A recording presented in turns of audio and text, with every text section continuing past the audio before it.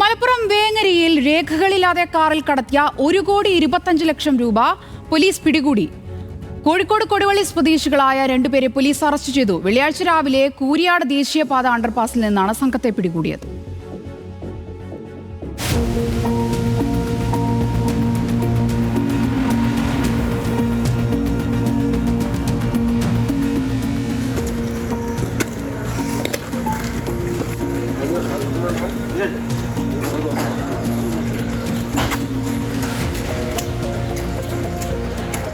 കാറിന്റെ പുറകിലെ ഡോർ പാഡിനുള്ളിൽ ഒളിപ്പിച്ച 500 രൂപയുടെ നോട്ടുകെട്ടുകളാണ് വേങ്ങര പോലീസ് പിടിച്ചെടുത്തത്.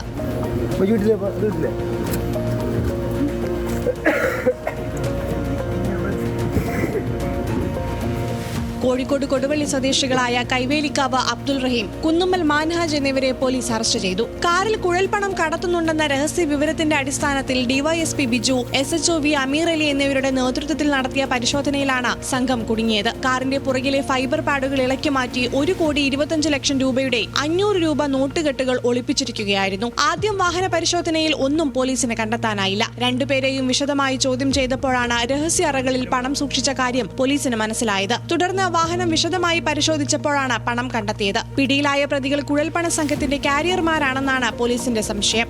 ന്യൂസ് മലയാളം, മലപ്പുറം.